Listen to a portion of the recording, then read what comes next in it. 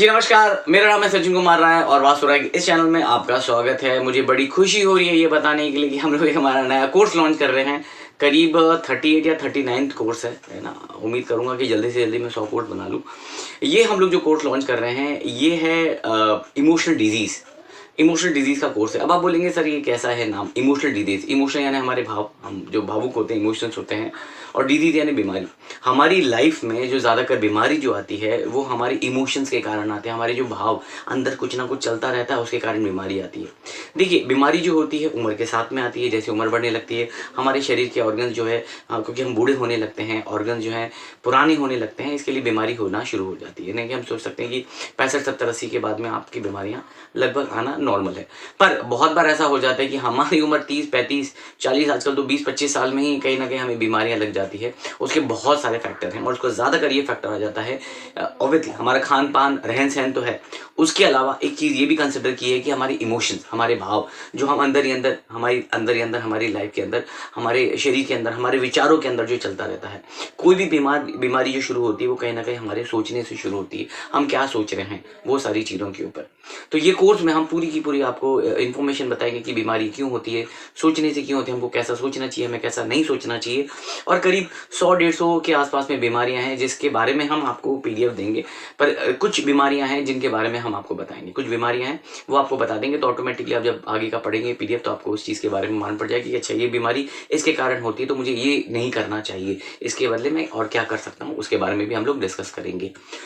उदाहरण के तौर पे आप बोलेंगे चलिए सर समझ में तो आ गया, पर उदाहरण के तौर पे जैसे कि हम बोलते हैं कि उम्र से पहले घुटनों में प्रॉब्लम आ जाना, एक्सीडेंट हो जाए तो अलग बात है, उम्र हो जाए तो अलग बात है।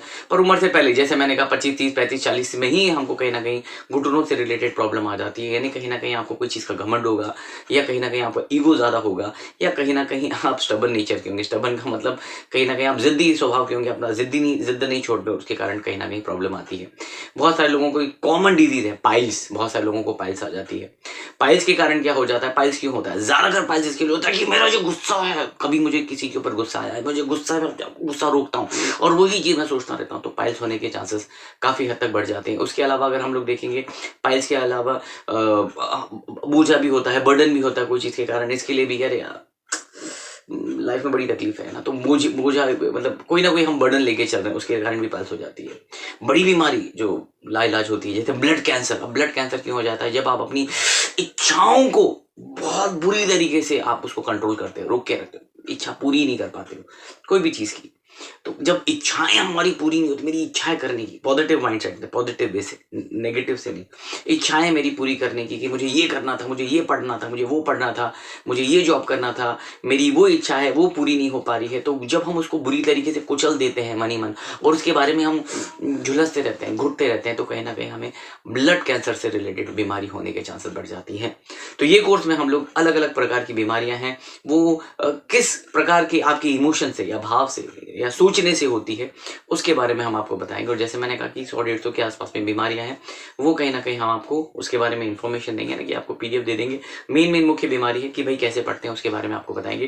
तो ये पूरा की पूरा कोर्स छोटा कोर्स है पर बहुत इफेक्टिव कोर्स है कि अगर आप बुखार आ जाता है या आपको सर्दी हो जाती है, उससे रिलेटेड भी आपके दिमाग में कहीं ना कहीं दिमाग के कोई ना कोई कोने में वो चीज़ चल रही होगी, उसके कारण बीमारी होने के चांसेस काफ़ी हद तक बढ़ जाते हैं।